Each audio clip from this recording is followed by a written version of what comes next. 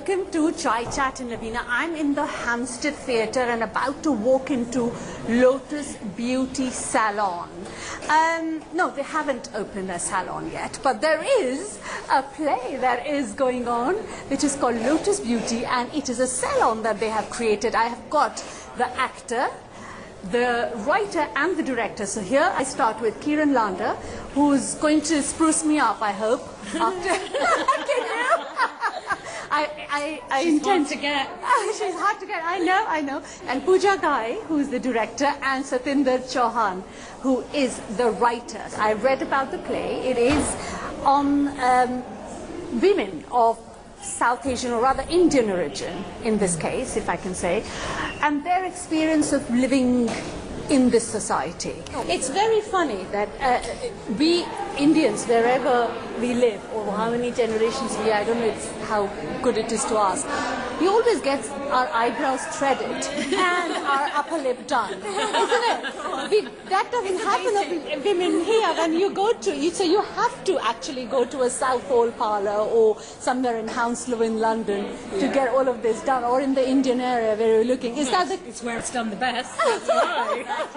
Exactly. Okay, so as an actor, and you're second generation, isn't it? How did this play? Second or third, I'm not sure. Oh, it doesn't matter. You were born and brought up here. Yes. So how does this play speak to you? Oh, wow, massively. My family, so I'm Sikh Punjabi heritage. Yes. And all the women in this play are of the same heritage as me. Yes. And some of them are, you know, first generation, second generation. I guess Pinky would be, Pinky's third generation. And so what I see is like aspects of my own family in all of these women. My mum and dad came to press night last night, and even my dad was like, I see, you know, my cousins, my sisters, I see my own like grandmother in moments of these characters, and I think that's, you know, all credit to Satinder in her writing and creating of these characters, and Pooja for, you know, making them so authentic and real. And so I think the experience has just been, it's been amazing for me, because I've seen these women develop and they represent so much of my own culture and heritage, and the strength of the, you know, of women really in a community together, and the resilience of women. You know, we go through so many hardships, especially as Asian women and British Asian women. We all have our differences and, you know, our different struggles, but when we come together we have so much power in that. There's so much power in our unity together when we listen, when we start to understand and appreciate each other. It's beautiful, and I really hope, you know, people get that from this play. So we always say that all that glitters is not gold. You shouldn't judge a book by its cover. Yeah. But having come here and looking the way I look, I couldn't run away from the India that I have in me. Yeah. Despite the fact that I didn't want to run. But have you been born and brought up here, but you look an Indian, but you are born here. How does that come in your life? How have you... Being Indian origin, but living here. Yeah, I mean, it's here. hard. And tell me how. Give me... I mean, it's a duality of culture, you know, at home. Yeah, it's very Indian, but also British. I don't know. I can't separate the two in my life. And I want you to define that for me, because it's very interesting. It's a really hard thing to British define. And an Indian, and I'm coming with that question to both of you. It's a hard thing to define, because both are so within me. Yes. But I'm really proud of both. I'm really proud of my Indian heritage. I'm proud of, you know, I go to the Gurdwara with my family when I'm back. We had Vaisakhi when we were in rehearsals, and that meant a lot to me. You know, one of our castmates brought in a load of mikha for me to take home to my family, and that was really sweet, you know, because all of those and things what is really British? matter to me. How do your British friends... Well, do you have to be an Indian in a British group? I don't even know what that would mean. I mean, I'm just me. I'm just me, and I'm really and proud. And what is you? What is Kiran? Kiran is so many things. Yes, I want to know that. That's and what has Kiran's struggle been as a second generation, someone who looks like an Indian living in Britain and born here? I mean, I still say I am Indian because that's in my DNA. You know, I'm really proud of my heritage. I'm really proud of my culture and who I am and where I come from. I'm proud of the collectivist culture that we have. You know, I guess in Britain, what can be quite different is this sort of individualistic mindset that you get a lot, and actually within our culture we're very much about community and looking after each other. You look after your elders, you know, you support your family, you support your parents, and they're things that, although I've been brought up in Britain, they're really strong values that will always be with me. So, you know, there are those little differences. I think our values are slightly different sometimes, but yeah, I'm just really proud of all of it. Yeah. Okay. Pooja, did you have to... I'm scared of the question. I am very intrigued by it because I constantly keep thinking that what will my children create for themselves as a space, because they are integrated. I think you'll really enjoy the show. I think I will, and I tell you what, I'm leaving to see the show. So Pooja, what did I want to also add to the question? I'm sorry I'm speaking a lot, but is that being a creative person, living in the UK, speaking the way you speak, which is an accent of a British accent, did you still have to stick to Indian origin niche theatre, or could you be mainstream, or you struggled being mainstream? This is a really interesting question, and there are two parts to that answer. As I started in this industry as a creative person, the only option was mainstream for success. And when I say that, it's how mainstream is defined. The Eurocentric prism of what storytelling is, the structure, the dramaturgical structure, the characters we see, their nuance and complexity, is within a Western gaze. That is a different thing of how we assimilate within that structure to actually us being able to tell stories in an equitable sector from our lived experience. Those are two different struggles. We've been fighting for equality and diversity since I've been doing it, and I've been in the business for 25 years. People who have come before me have fought and built gateways and pathways. Goodness gracious me, did it. It all of a sudden illuminated the kind of wit and nuance and complexity of who we were, yes, as South Asians, but also as immigrants. This thing about duality of culture, you know, for me, being Indian, I've always been proud of. It is who I am. It is within my spiritual and energetic sensibility, but I was born in East Africa.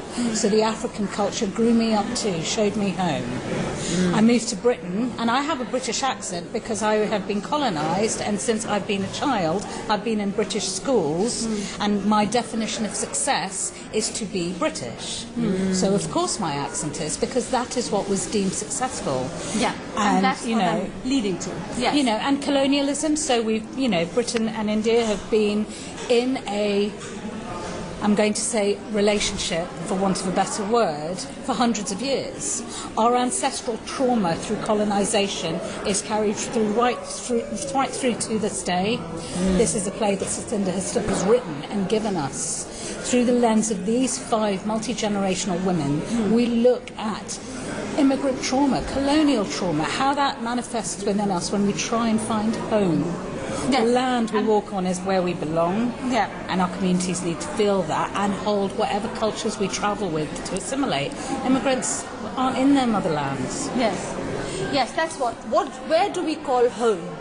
You have called Southall your home, and some people identify Southall as mini India, which I don't think it really is. Now, how home do you feel in Britain? I feel very at home in Southall. I think Britain is another question altogether, and I have grown up with a very strong sense of Punjabi identity, Punjabi Sikh identity. I have a much more conflicted relationship with being British. Please tell me. Despite the accent, despite the upbringing, you know, the sort of passing through the educational system, And more than anything, I think the way that I would define myself is as a Punjabi Londoner. I really feel like I come from London, as opposed to Britain. You know, some of my early experiences when I left London, when I was a child, you know, that's when I first encountered racism. It was when we went to the seaside, you know, to be called Paki, go home Paki, you know, sort of the parting of waves of white people as we walked along a sandy beach. I mean, that was a shaping experience growing up. So for me, Southall was always comfortable. It was a comfortable space. We were there as a community, and there was solidarity, and we were there for each other. And so I feel, you know, and I feel very much like the values of an immigrant working class town like that have really infused my life, the way I see the world, and my writing as well. I think with being British, I've always had I'm a huge sports fanatic. I love football, I love tennis, I love cricket. I don't support England in any of those things. So I'm talking about England as opposed to Britain now. Wow. I've always had a very problematic relationship with supporting England in the football. I would rather support Brazil or Argentina or, you know, or maybe a team whose players I really, you know, that I really sort of value. Cricket, India over England. Always. Anyone over England, which is terrible, but the truth. And, you know, it's come down from my parents, it's come down from my grandparents. And what is it? Why? Because I think it's hard to really root for a country that hasn't really rooted for you. Yeah. And why do you feel that? How has they not rooted? Because I think because of the struggles that we have all encountered in terms of, you know, being at school, having to grow up through a very Western-centric lens, through an education system that doesn't really see us as hasn't seen us through our experiences. We've had to see, you know, we've received an education through Western history, or, you know, we didn't learn about partition, we didn't learn about why we're in this country. I didn't learn about my history, my cultural history from school. I learned it from my community, I learned it from my family. It was through oral histories. I understood that my grandfather fought for the British in the Second World War. You know, I wasn't taught those things, that there were thousands of Indian soldiers fighting for the British in the Second World War. We didn't even know. I was staggered. I was shocked. Why didn't we know that growing up?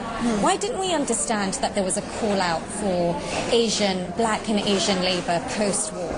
You know, after the war ended, that is the reason why we're here. You know, instead of all the sort of taunts of, you know, immigrants go home, the fact that we are here for a reason, and it's because of colonialism. But that bigger picture was never explained to us through those institutions. And then growing up in Southall, there's institutional racism that we've experienced through the police, through the local authorities, through national authorities. It's been a real struggle just to be accepted, to understand that we belong in this country.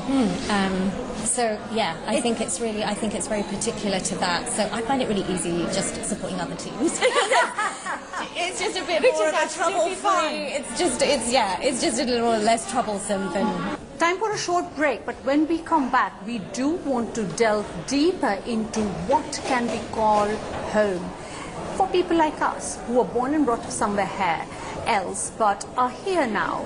So what feels, where do we belong, having been born or brought up here, or just living in Britain? So stay tuned on Chai Chat.